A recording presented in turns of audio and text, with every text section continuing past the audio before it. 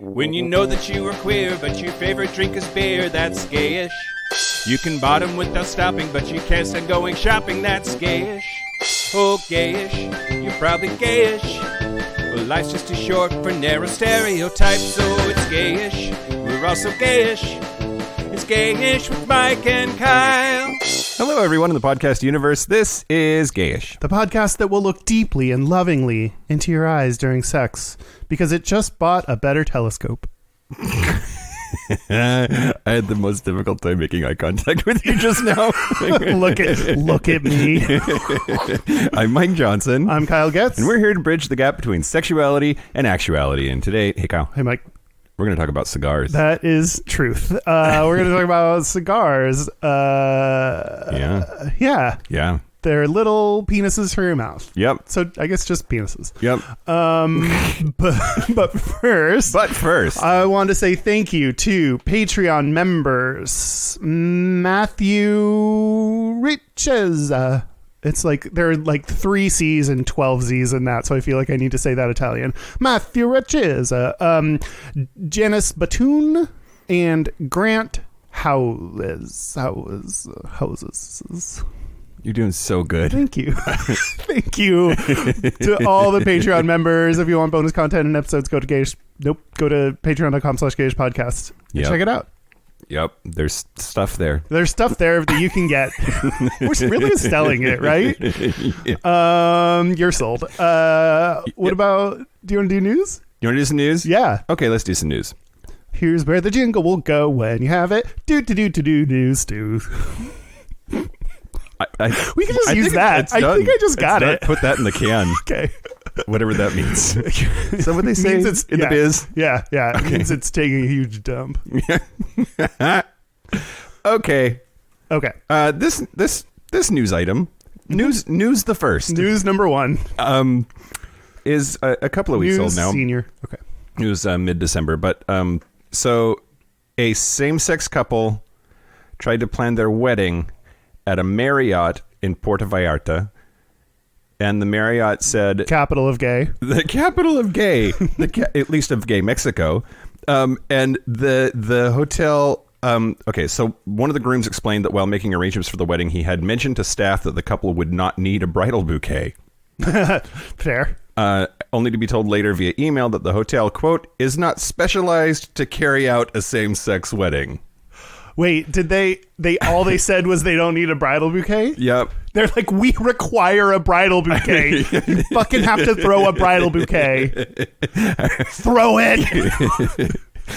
No, we can't charge you extra to not. But, yeah. Anyway, so Reimer is one of his last name, Josh Reimer. He said, "What do you mean specialize? Why do you need to specialize in gay weddings? There's not much to specialize other than it's going to be a groom and a groom instead of a bride and a groom. I don't know if she thinks we're going to show up in Speedos with go-go dancers and we expect the officiant to be wearing leather chaps. This is just a normal wedding. It just happens to be with 2 guys. I would go to that other wedding. I know. Weddings are so boring nowadays. You got to gay it up a little bit. Yep. Anyway, so that actually was quite old. But the Puerto Vallarta Hilton has offered to do their wedding for free. Oh. As a fuck you, Marriott. They will also be requiring a bridal bouquet. Interestingly. But at least it's free. At least it's free. That's true. Yep. That's cool of them. Shitty of Marriott. Don't stay at Marriott, everybody. Or at least not in Puerto Vallarta. I don't know anything about Marriott, and they're like, I don't know anything about any of these companies. I do like it when a company fucks up and then another company is like, haha, you fucked up. Yep. Yeah, exactly. More bullshit. You ready for news the second? Great. News Junior. So Mary McNally and her wife Karen Underwood have been together more than 2 decades. Karen Underwood. I loved her on shit. What's the name of that singing thing? I thought you were going to say House of Cards. You mean... Wait. Frank Underwood's sister. Oh, yeah, sure. Kevin Spacey's sister. What's the thing where you sing and then someone American wins Idol? And then, yes, okay. And then falls into Karen Underwood. They've been in a civil partnership since 2012. They were married in 2015. So because she is a pensioner, she's retired, Mary qualifies for free rail travel in Ireland. along with her I wife. qualify for free rail travel. Yeah, you do. Those tracks have been tread. Focus, Kyle. Okay. Oh, right. Hi, lesbians. Okay, cool. Anyway, they tried to buy tickets and a member of staff asked them to show proof that they were officially married. Not something that they ever ask anybody ever. Yeah. So Underwood, who was an American soul singer. Sure. Oh, yeah. So you were Yeah. onto something. Yeah. Carrie changed her name, changed her look. Said, quote, "It became an equality issue the minute he asked us for that. Mary is a different generation to me. I'm 56. I suppose for me, because I'm a professional singer, I'm in the public eye a lot. Plus, I'm black. Coming from Chicago, I refuse to live a life of oppression for anybody. The minute she was asked for proof of civil partnership, though we're actually married, it became an equality issue." Now, the reason I wanted to include this story, because we should talk about lesbians from time to time. Hi, lesbians. Hi, lesbians. This is your moment. Enjoy it. But also because this is how shit like this should go down. The company apologized. No, this is not standard practice, and we apologize that the customer was asked this. I sometimes just say sorry. Yeah. Yeah. Right? And hopefully, I mean, yeah, that's the baseline. Hopefully then they put in procedures or training or something to help ensure it doesn't happen again. Yeah. Did they? I don't know. Our booking office staff are required to issue tickets according to the free travel pass validity, which in this instance was 2 tickets. Our revenue protection officers who travel on board may verify directly with the Department of Social Protection that free travel passes are valid and that a person traveling on a spouse partner ticket is entitled to do so, but in no circumstances should a customer be asked for proof of marriage or civil partnership. I don't know. I just read that because there was more to read. It didn't answer the question. It did sound very fancy, though. It had the word revenue protection. Yeah. It had other big words. Yep. I stopped listening around then. So, last but not least, do you remember the human Ken doll? No. Roddy Alves got famous for spending hundreds of thousands of dollars of plastic surgery to look like a Ken doll, and then was on Celebrity Big Brother. Oh, I didn't know that. I assumed you were going to say Wendy Williams. On Wendy Williams? She has like a talk horizontally? show. I don't know that either of them would have wanted that. No, she has a talk show. She had a talk show? She is a talk show?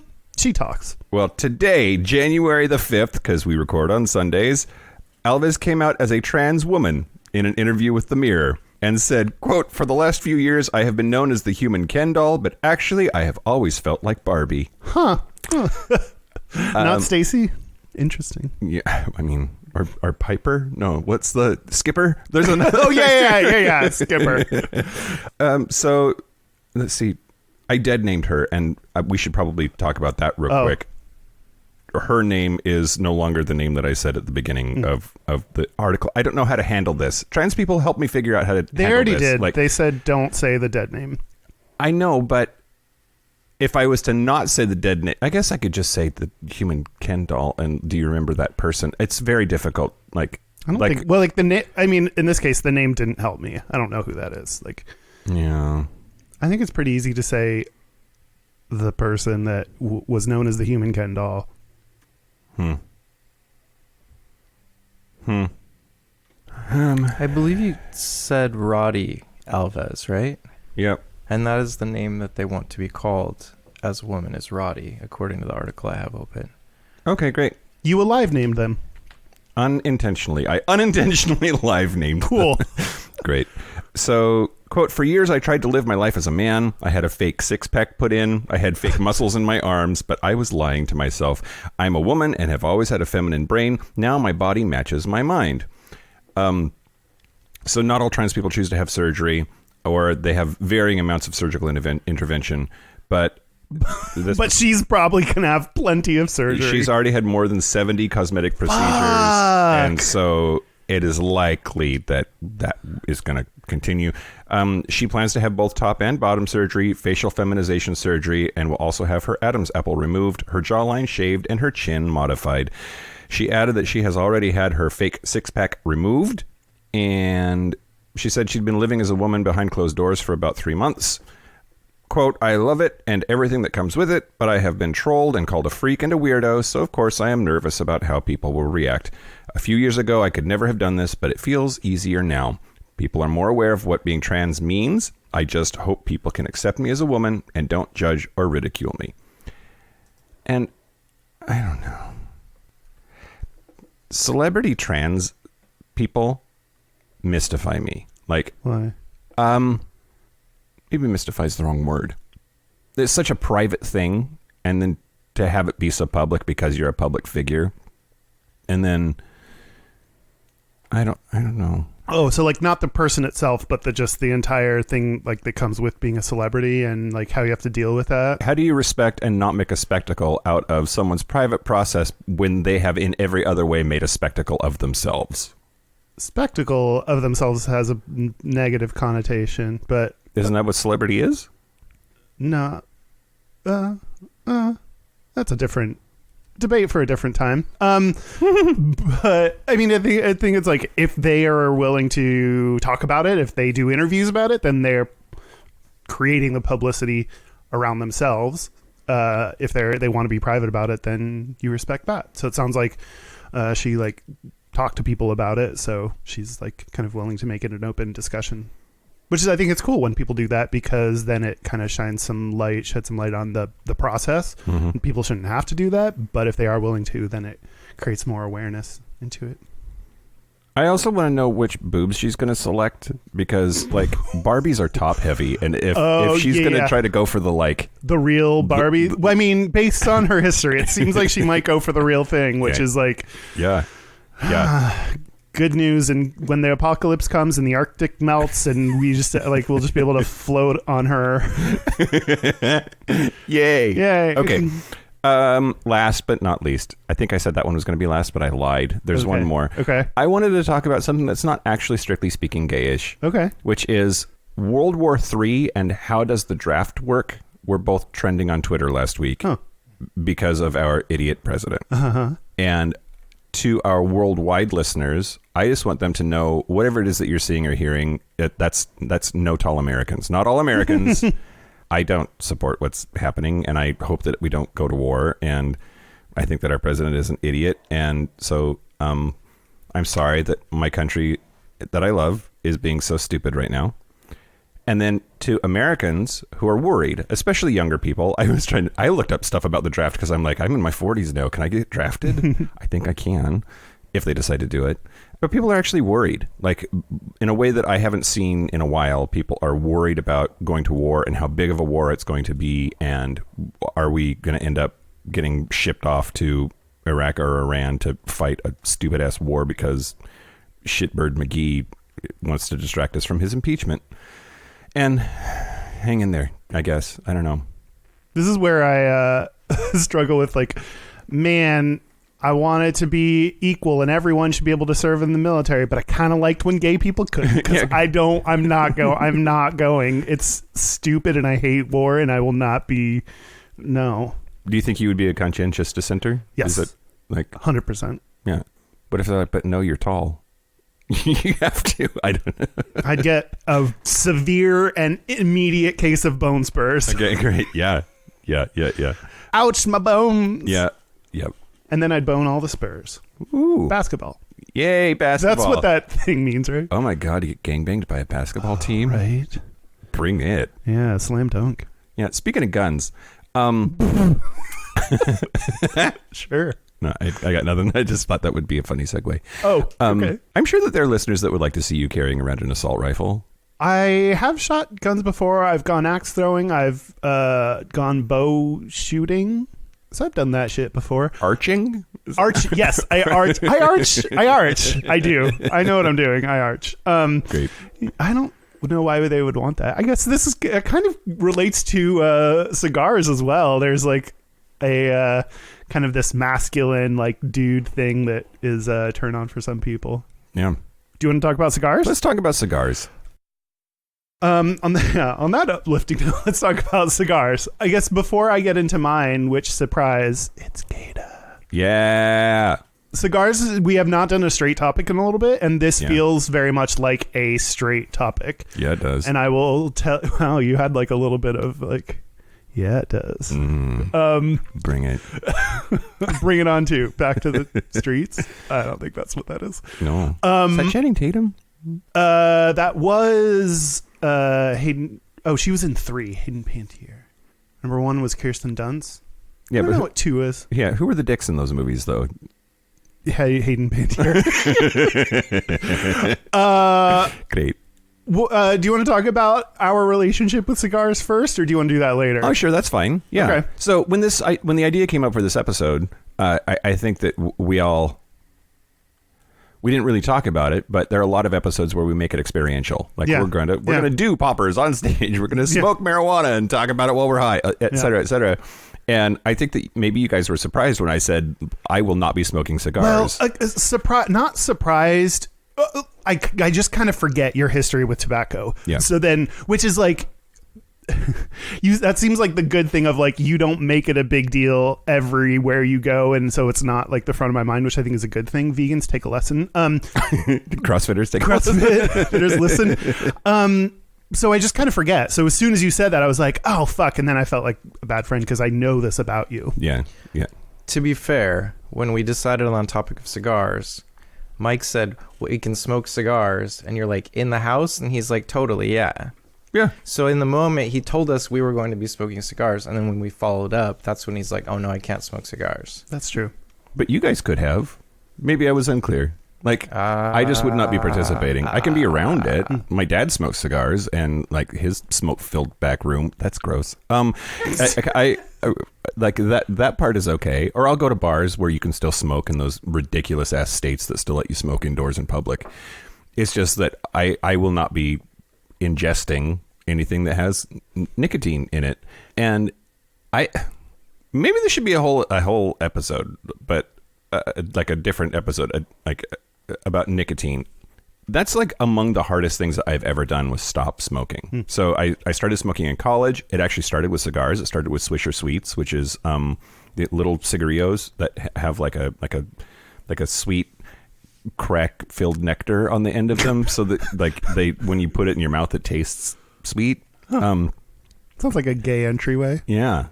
Like my butt. And then I started smoking, like full on smoking. I smoked Marlboro Lights for fucking a long ass time, 4 or 5 years, I think. And at the height of my smoking, it was like close to a pack a day. And it was, of course, associated with like the socialness of it and drinking. And because I'm super old, you could still smoke in bars back then. And boy, did I.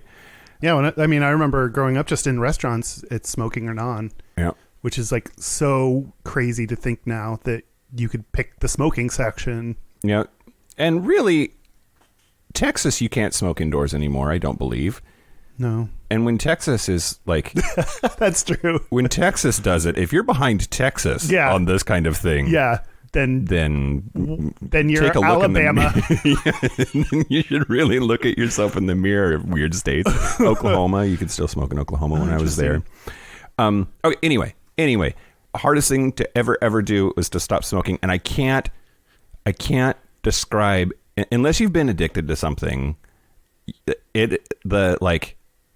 you know what you're doing is ridiculous. You know that you want to stop, and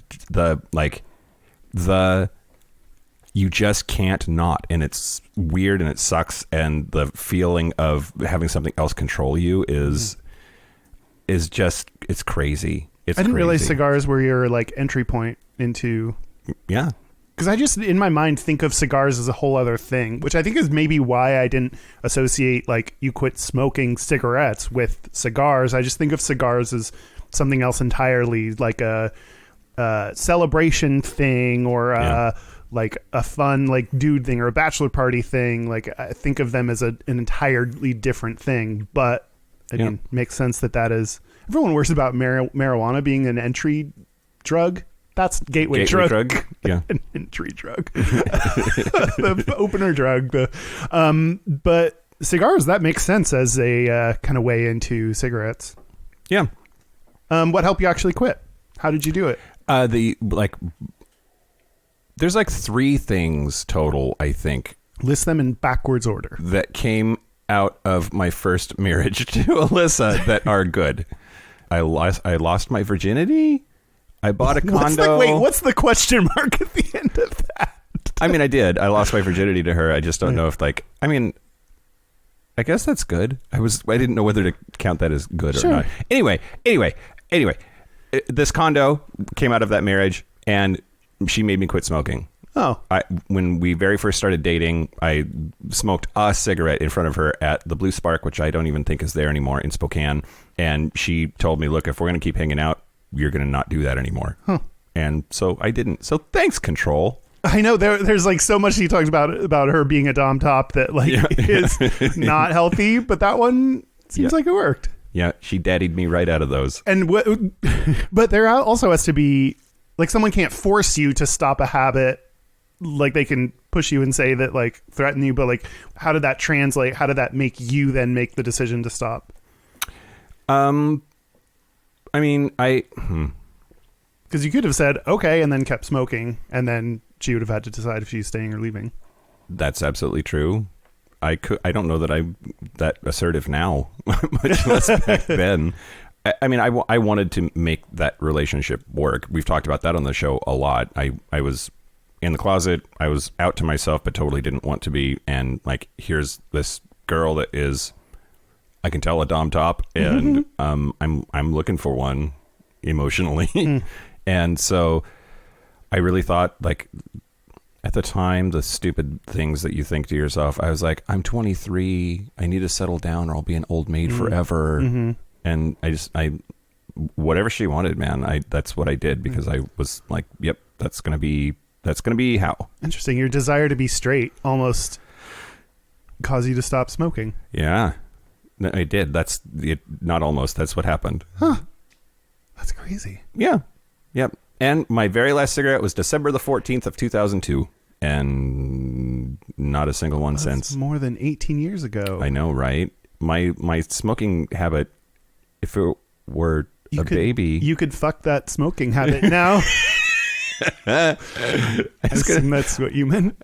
Or like, I could legally fuck its corpse now? I don't know, because it's 18. I don't know. You could legally.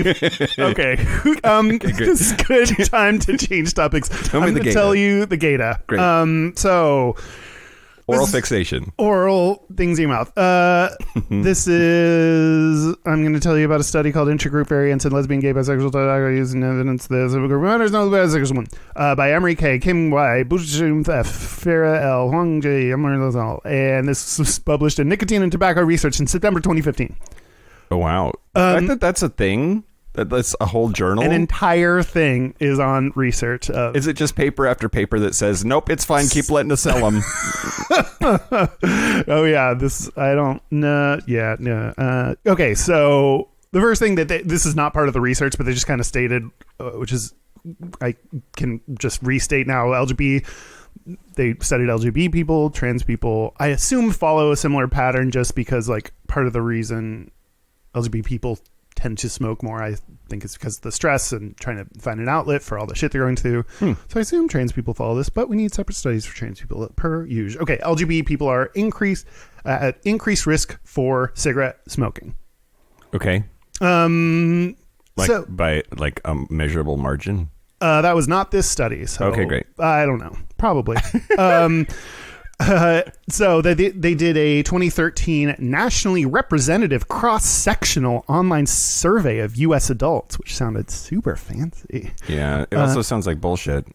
Anytime online survey is in the title of anything, like put all the other fancy words in there you want to, and I'm like, oh, this is bullshit. Oh, I'm the opposite. Like, really? When people do, like, we called people on the phone, and you're like, who has a phone? Why? What are you talking about? Who answers the phone from a rando? Like, you're just getting old people. The fact that you answer my phone calls makes me not call you, because I don't want to ruin it, because I feel like I have a privileged special place. Yes, and if you start calling me for just random things, then I will learn to not answer your phone. Yep. Your phone call. Yeah, because you've told me You better be on fire or yes, you better be or presently dead or murdered. Like, if you're not in the process of being murdered, I'm going to be very upset. Or like I forgot my bag somewhere and I need to come back.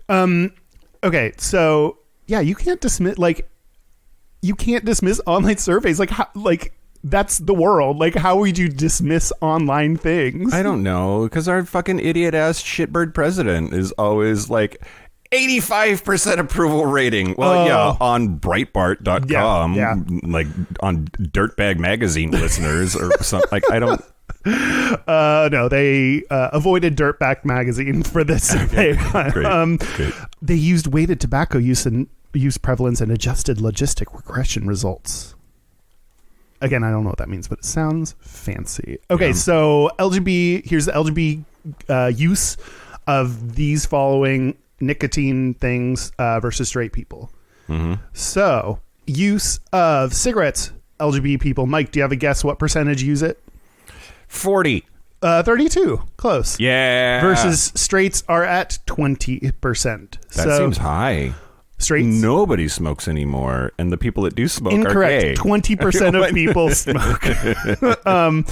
But like compared to when we were kids, or when I was a kid, yeah. It seemed like everybody smoked in the 80s, and now like I think nobody does. That's not. I mean, yeah. I mean, they do because I have the data, the online data. E-cigarettes. This is in September. E-cigarettes. That was fun. This happened in 2015, and I think e-cigarettes have I've just been hearing about them in the news a whole bunch recently, so I assume they're much higher now, but at least when they did this study, e-cigarettes, almost 10% of gays use it and 5% of straights. Okay. I just think everyone's making the transition. Do you remember when they first hit the scene and we didn't really know how it worked, and neither did anybody else, and so they were trying to use them on airplanes or randomly in restaurants because it's a vapor cloud, it's not smoke, it's not smoking, you can't tell me I can't do and everyone it. thought it was better for you, I'll use this instead, but it's it's not. That's not how it works. Oh, God. And then we learned that, and then they started banning them because that's how things work when you find out they're bad for you. Except if you're guns. I'm still waiting for them to find out that Splenda causes cancer. Oh my God. Anything that's 0 calories, like Diet Coke, I don't trust. That just can't be, it doesn't make logical sense unless, this is a horrible thing. Yep. That's not this study. No. 99% of gays drink Diet Coke. I'm pretty sure. Okay, now we are on to, so I just wanted to give you those for comparison. So for cigars, apparently there are regular cigars and small cigars. Like cigarillos. Okay.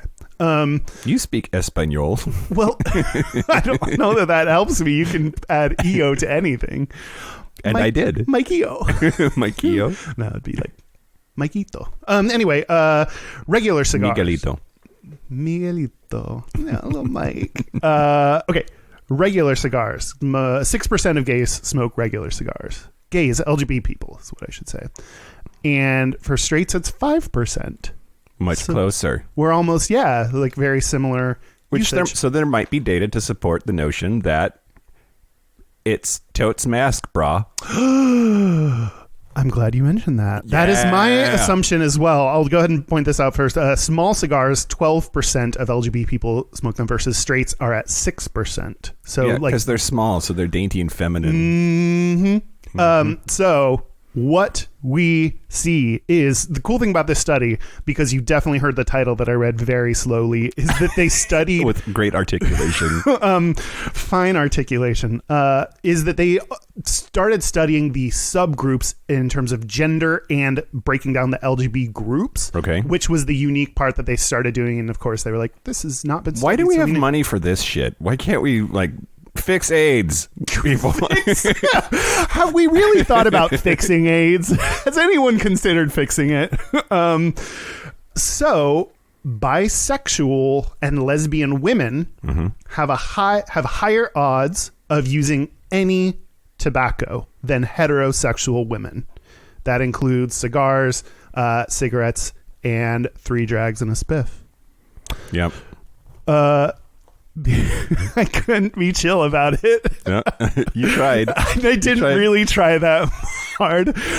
Is this like on Pee Wee's Playhouse? Like, do we like clang the gong now? Yes, It's like you said the Polari word of the week. That's not very loud. Ding. Yeah, so what we decided is our Polari word of the day is going to be worked into our segments, and if one of us has chill about it, we're just going to see if the other person notices. Except I stopped, looked at you, and giggled, so it was like it didn't really pan out. But yes, that is the Polari word of the day: 3 drags and a spit. Spit. Okay. Which 3 drags and a spit. That sounds like my Saturday night. That doesn't sound like a cigarette. Or that sounds like someone who like is a premature ejaculator. You just take 3 drags and then you spit because you're done. Yep. I'm gonna do bonus word. Unless you're real good at it. Oh. I didn't mean to assault your sense of worth when it comes to blowjobs. Okay. We will never hook up, but I might, if you challenged my ability to give a great blowjob, that might be the one time. 69, first one to come loses. It's like 69 chicken. Okay. I would win that so hard. The other thing I'll throw in this bonus word is vogue. Actually means either a noun means cigarette, or as a verb it means to light a cigarette. Oh. So I would not think that vogue meant that, but in Polari, vogue can mean a cigarette, or it seems more often like it's used as a verb. So I'm going to vogue your 3 drags and a spit. Great. Okay, back to... But you won't, because I don't do that no more. Nope. You'll have to do it for me. 69 chicken. Okay. Back to what I was saying. So bisexual and lesbian women more likely to smoke anything, including regular and small cigars, than heterosexual women.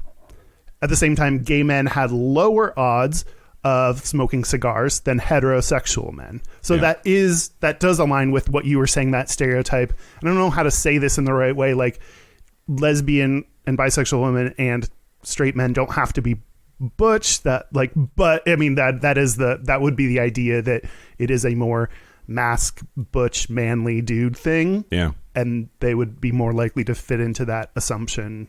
I don't know. You know what I mean? Yeah, I do.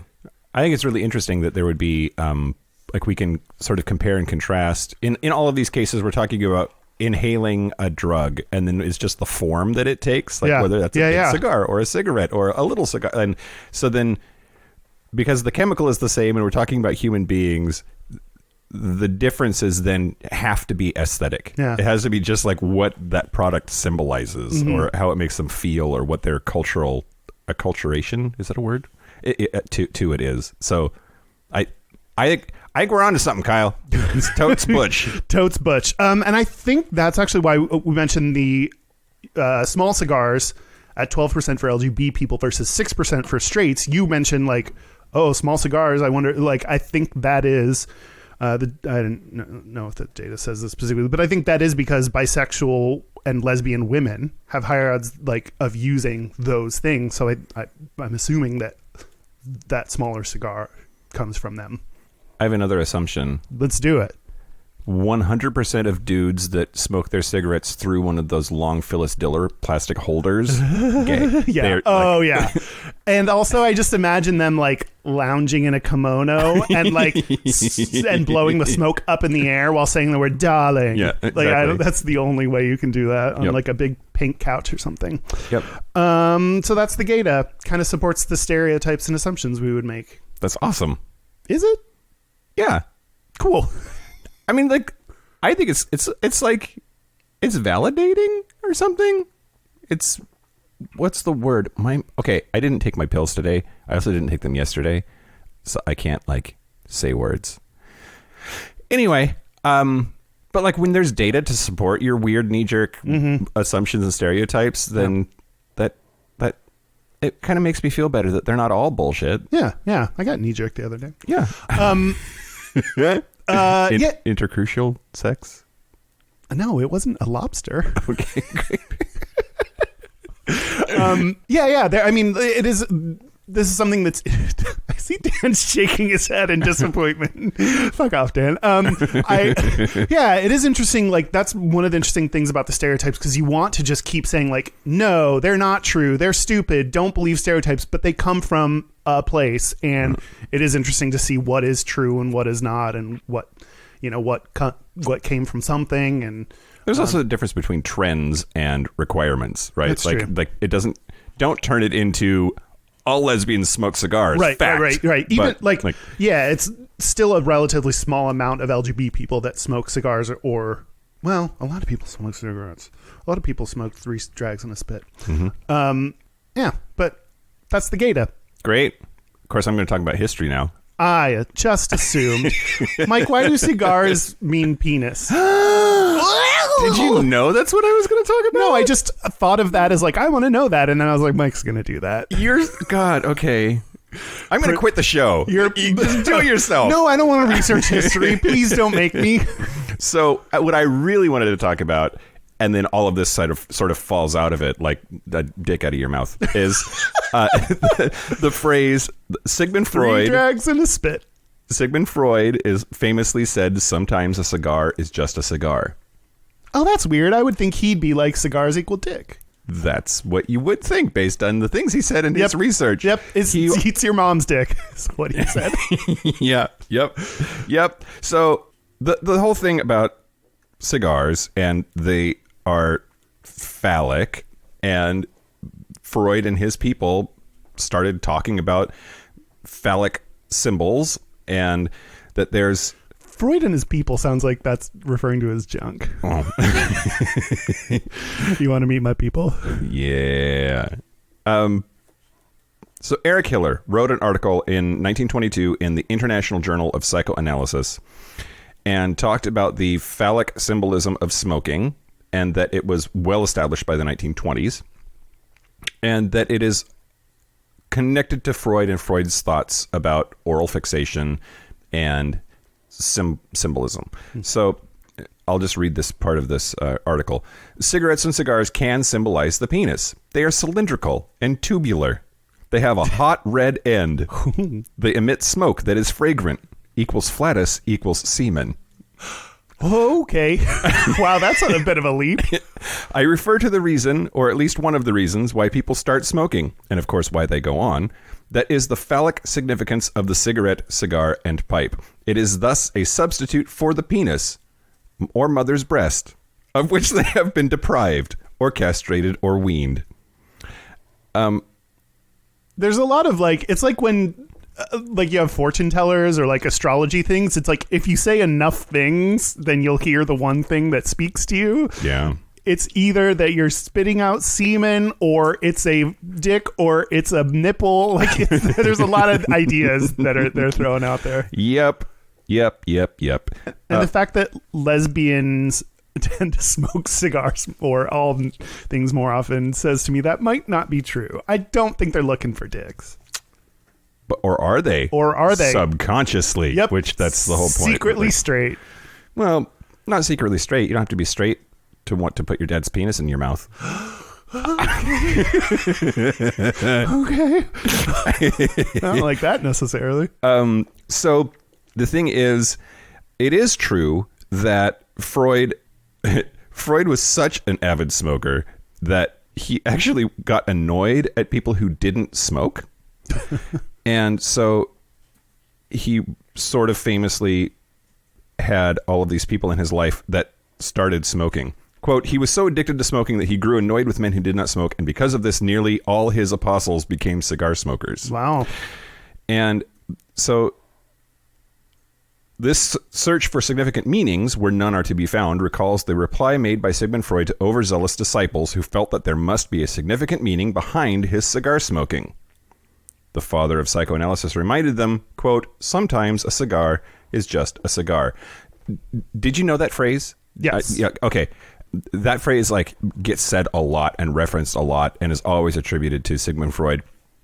This article I found on quoteinvestigator.com says he never actually said it. Oh. It is apocryphal.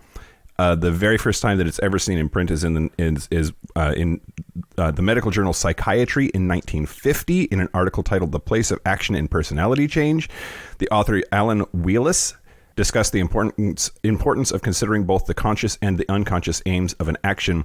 That's the first time, the earliest time that sometimes a cigar is just a cigar attributed to Freud appears in print, and it's in the 1950s. Interesting. So, do we know who said it? No, it might be this dude. Now, what is true though is that Freud studied like oral fixation, and he studied symbolism, and he studied subconscious or unconscious motivations for things. Yeah.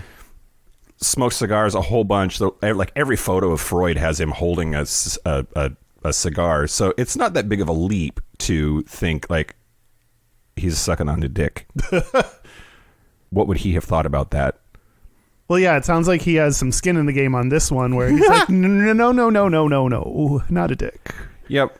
I think that's all I have, really. Just, did I answer the question?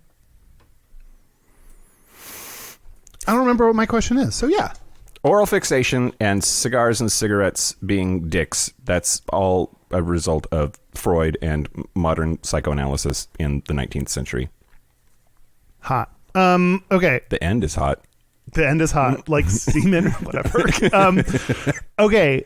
My next segment is called "It's Hard Being a Cigar Smoker." Oh, God. So I found this thing in the digital version of the magazine Cigar Aficionado. Yeah. It is from 1995. Okay. So a little old school. That's before the internet was cooling. The internet was brand new, like a fresh cigarette. That's when Al Gore was still inventing it. Yeah. It's hard. We're working hard in his garage, nailing all the pieces together. So it had all these reader submitted letters that talked about their experience being a cigar smoker, and a lot of it was just him like jerking off to himself, like a lot of them being like, I was so happy when I found this magazine because it made me feel like I belonged. And people talk about how like nice it is being in company with other people that smoke cigars and like how fulfilling that is. A couple that stood out to me, which I'm not going to say their names because again, it was like their opinions might have changed in 25 years, or they might be dead from cigar inhalation. Who knows? I almost did a news story about Eddie Murphy being asked about all of the homophobic jokes that he made in the early 1980s and his like change of heart, and how he's like, you have to put things in context. And because people ask like, do you regret those jokes where you're like, yeah, girlfriends, don't let your girlfriend kiss gay people because you'll get AIDS. Like that was one of his jokes. And he's like, no, I don't regret it because I don't feel that way now and things change. And anyway, go ahead. I feel weird about that. I don't know how I feel about that. I mean, I get to put things in context. Anyway, let's put this in context. So one person wrote how when he saw Cigar Aficionado, he felt really cool and excited that someone had put together a magazine based on his interests. And so, quote, well, I bought the issue with Cosby on the front. Oops. That didn't age well. Nope. And I moved through the pages. I forgot he smoked cigars. That was like part of his like thing for a long time. I looked through the covers of like the recent covers of this Cigar Aficionado, and there's like Nick Jonas was on it. Yeah, I know. Yeah, sometimes a cigar is my dick. Okay, I would think you would be like very opposed to seeing dudes smoking cigars. I would think that'd be a turnoff for you. Very opposed is a strong phrase. Like, how do you feel? I mean, I would watch Nick Jonas eat garbage, like that, just because he's Nick Jonas.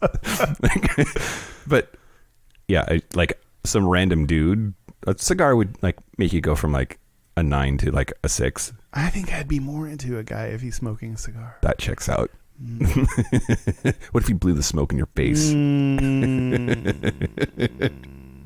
We'll talk more about that in the Patreon segment. Ooh, blow it in my face. Okay.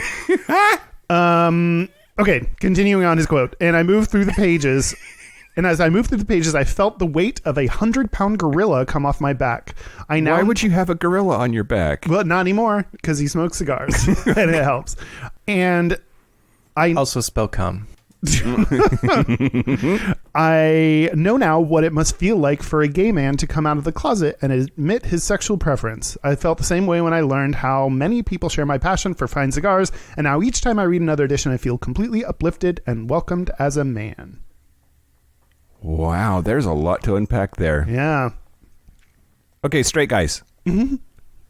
You don't know anything about what it feels like to be in the closet or to come out of it. Yeah. So hopefully we've stopped saying that since the 90s. Although, so like I have this mixed reaction of, yeah, same. That's preposterous and ridiculous, which is why I'm like giving them a little bit of credit of like 25 years later, maybe they get now. I don't know.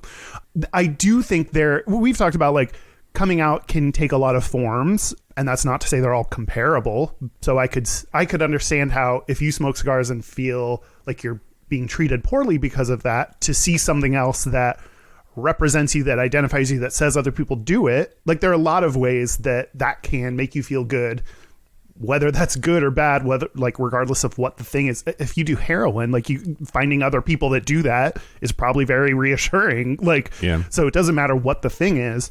So I could see how seeing something represented that's like, oh, I do this. Now I feel like a part of something, how that could feel. Yeah. But yeah, to equate that to being gay is hugely misunderstanding what it's like to be gay and the difference between something that's there's a million things.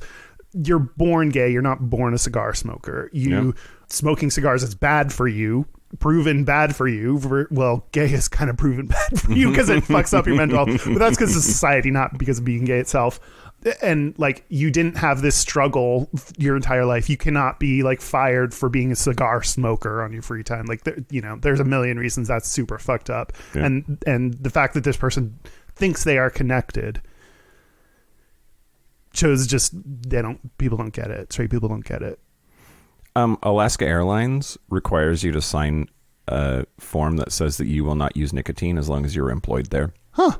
And I remember at the time when I found out about this, and I think they still do it, I remember being so pissed.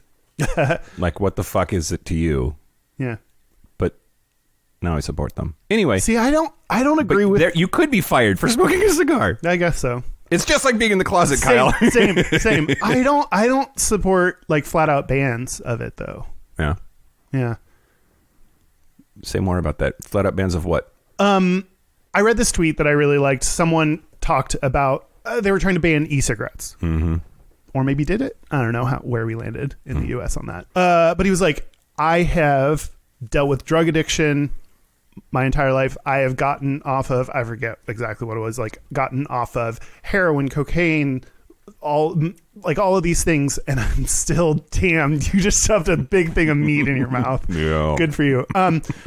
I've gotten off of all of these things. The last thing I have left right now is e-cigarettes. So like taking that away from me, like I understand it's bad for you, but like this is my journey and where I'm at. So like for this person, that e-cigarettes are a helpful thing in his process to try to get off drugs. Sure. So to just kind of flat out, it's kind of like making the assumption, kind of pretending like or thinking that you know everyone. There are people that are addicted to it. So to just say like that's they probably know and want to. Not everyone, but some people may know and want to stop.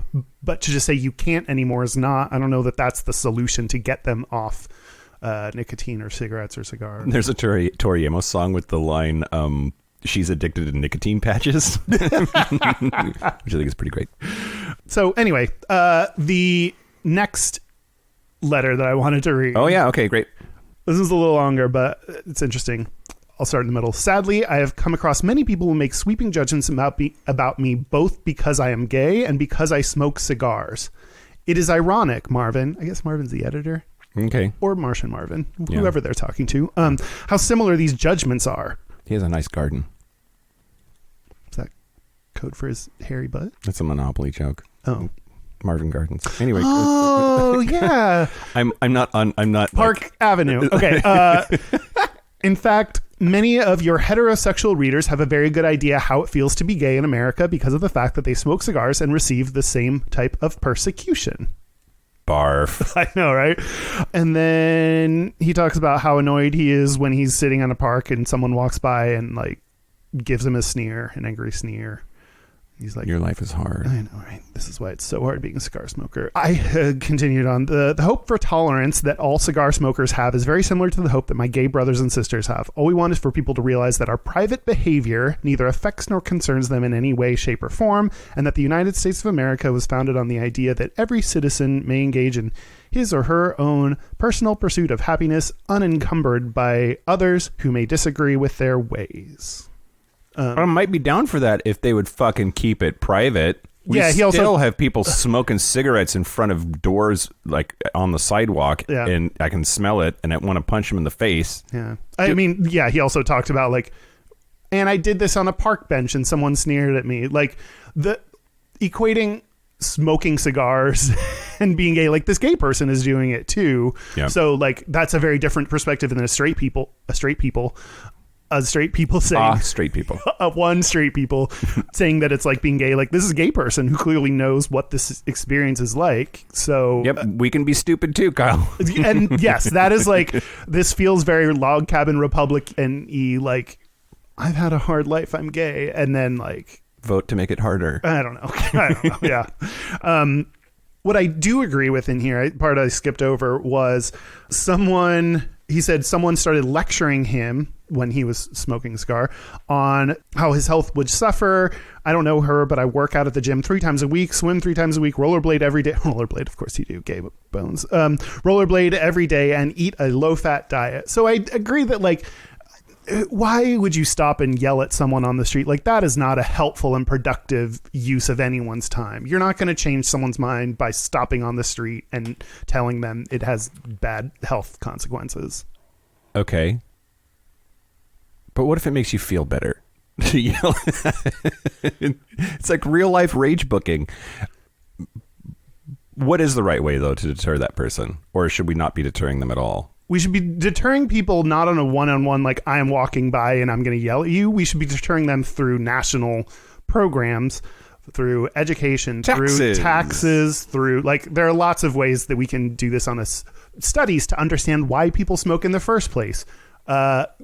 Forcing to because they are dicks, as Freud, opposite of what Freud said or didn't say. I don't know what to say anymore. The opposite of what Freud didn't say. Yeah, there are a lot of things we could fucking make tobacco companies stop marketing. Like there are a lot of ways we can deal with this. Walking up to one person on the street is not going to help anyone. Not being a smoker or never having been a smoker, are you aware of the labels that they put on the packaging in other countries? Oh yeah, it's like here's a picture of a black lung. Yeah, or like a dead baby. A dead baby. They're like I as a non-smoker don't want to see that. I'm grossed out by that. Like it's horrifying. I guess I mean as you should be. But yeah, there's like smart things. Although I didn't talk about me. I am a like get drunk and smoke a cigarette kind of thing. I've smoked a cigar twice in my life. The first time I don't remember what it was, not because I was drunk, just because I don't remember things. But the second time was at my birthday when we went to a casino, and I was just like drunk and staying up all night. I was like the last person left at the craps table. I probably won so much money. I don't remember. I'm sure. Yeah. But I was like, I surprisingly liked cigars. And so like there was like a lady walking around with a box or something. So I'm sure it was the shittiest cigar, but I got one. And I smoked it and I like really enjoyed it. Did you feel butch? Like, was it the flavor? Was it the experience? Was it yeah. Definitely the experience. Yeah. And so when you were talking about like people's, it goes down to human behavior then since it's all the same thing. Yeah. It felt like I am gambling. I'm going to enjoy myself. It's my birthday. I'm going to like do this thing that I think is like fun and cool. Go shorty. It's my birthday. It's your birthday. So, yeah, and I wouldn't be opposed to smoking a cigar again. I also don't have any kind of history of, even though I'm like the occasional cigarette person, it's never turned into like a risky thing for me or a thing that I've almost gotten addicted to or anything. Yeah. So I feel totally comfortable smoking every now and then. And yeah. I don't think it's going to fuck up my health. I think they do far worse things in other ways that are going to fuck up my health that I don't have to be worried about this one. Yep. Also, they're dicks. It's like my grandfather had prostate cancer, but they didn't treat it because they're like, something else is going to kill you first. Oh, God. Yeah. Oh, man. They were right. Okay, cool. One more thing. Yeah. I just wanted to talk briefly about the tradition of giving cigars to people when they have babies. Oh, yeah. Specifically, the father handing out cigars to his dude buddy friends when there's a baby born. That's a tradition. Yeah. It goes way, way back. And it was England and the United States, including American Indians, started it. And the tradition stemmed from the fact that fathers were generally excluded from the birth process until after the baby was born. Yeah, they were all like sitting out in the waiting room. So they were sitting in the waiting room and they would smoke cigars while they were in the waiting room. That's a tradition. If you weren't aware of it before, you're aware of it now. But what I really wanted to talk about is that you can still purchase bubblegum cigarettes or cigars, bubblegum cigars to hand out to people when a baby is born, and they are pink and blue.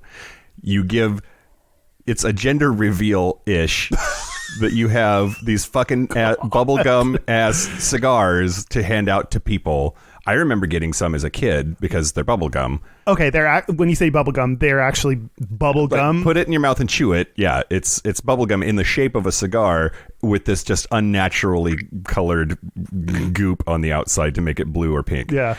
And I just why is everything pink and blue? Why are we so unnecessarily gendered as a society? Yeah. Like, why not? I don't. And it's just pink and blue in the past, like historically, those were flipped. Like it was opposite. It is so like pink was for boys, blue was for girls. So like which seems ridiculous nowadays, but it's just again like cigars. It's just a societal thing that we just decide and label these things. Yeah, and similarly, red and blue for politics. Like in the United States, blue is liberal, it's left, and red is right, is Republican.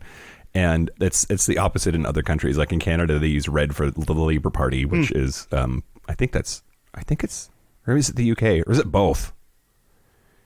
International listeners, let me know. Anyway, they're exactly opposite in a lot of other countries. So, but it's so ingrained now in the United States that like I legit think of blue as like a liberal color. Yeah. Me too. But why? Yeah. Colors don't have politics, people. Yeah. Nor do they have genders. And genders don't have colors. Oh. So it's all bullshit. That's beautiful. Your bullshit is bullshit. Everything is bullshit. That's something we can ban is like candyfying cigarettes. Do you remember the you could blow powdered sugar out the end of them? What? There were ones when I was a kid anyway, where like they were these candy cigarettes and there was a hole in them. You could blow in it and powdered sugar would come out like it was smoke. Oh, that's fun. Not fun. That's fucked up. Oh yeah, super fucked up. Also, I kind of want some. No, ours. Do you remember the delicious stick in Fun Dip? Oh God. So it makes my throat hurt just thinking about it. It's so much sugar. But it was like that flavor in cigarette, like candy cigarettes, and you could buy those. Like I think I bought those from the Ice Cream Man or something. Weird. And they were delicious. And yeah, that's like let's not give kids candy cigarettes or bubblegum cigars. Or bubblegum cigars. Yeah. Anyway, that's all. That's all I had. Should we take a break? Yeah, let's take a break. Let's take a break. Cigar break. Look at my humidor. Look at my penis. This is the part where Mike and Kyle take a break. Are we back? We're back. We're back.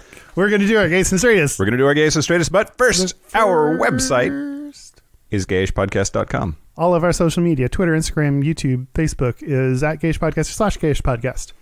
Our hotline, you can send us text messages or leave us voicemails, is 5855-GAYISH. That's 585-542-9474. Standard rates apply. Our email is gmail@gayishpodcast.com. Yeah. Gayest and Straightest? Sure, yeah, let's do our Gayest and Straightest. You. Okay, I will. So I love that TV show. What? There's a TV show called You. Penn Badgley's in it. Oh. I want him to ram his pointy nose in my butt. Yeah, he's weird looking. I know. No, he's not. Yeah. He's beautiful. Well, okay. Okay, you go. So the gayest thing about me this week, I think, was Yeah, I woke up this morning wearing the jockstrap that I went to bed with, and I had the thought to myself, do I have to take this off to poop? Okay, this is a weird thing. Like, you could technically just sit down without pulling it down, but I can't do that. I was just so hungover and tired, and I didn't want to do any more work than necessary. It's like, I'm going to shit with this jockstrap on. I didn't. Oh, okay. I took it off. Oh, okay. Are you wearing it now? Yes. Do you sound mad at me for that? I don't know. Okay. The straightest thing about me this week was I took my mom to the airport to get her on her shuttle to head home after New Year's, and we listened to Tenacious D in the Jeep. I played like the whole album, and I'm just rocking out. And oh my God, they're so straight. They're so bro-y. Yeah. So just like... That is such a straight dude album. Yeah. 2001, man. Yeah. Even though Tenacious D is kind of a gay name. Yeah. I have a Tenacious D. Don't you? I got a great Wonder Boy. Woo-hoo. My gayest is it is not oft that I go to a party and feel good about it, but I went to your New Year's party and I knew everyone there pretty much. And so I like could go from group to group and be social and like not feel all the like, pressure and anxiety. So that's how I imagine gays feel at social functions when they're not me. Yeah. My straightest is actually when I drove over to your place for the party. I parallel parked like a fucking badass. It was on the left side of the street because it was a one-way street. It was legal. So the idea is that gay people are bad at driving, but I did my I just wham, jam, splammed and did real good. Ma'am. Thank you, ma'am. Did really good at parallel parking, which I'm a good parallel parker. Yeah. You may not believe that. No, I think your spatial reasoning is very, very spatial. Okay, Neil deGrasse Tyson. That's it. A special thank you to Sigmund Freud for the dicks in everyone's mouth. And thank you to the people that did this research. And they had a bunch of names that explored why different genders and orientations like different things. That's really interesting. Yep. And thanks to 3 Drags and a Spit. 3 Drags and a Spit. Yeah. Except keep them away from me because they are naff. Okay. That's it. This has been Gayish. I'm Mike Johnson. I'm Kyle Getz. Until next week, be butch, be fabulous, be you. See you next week. See you next week. Smokers and non.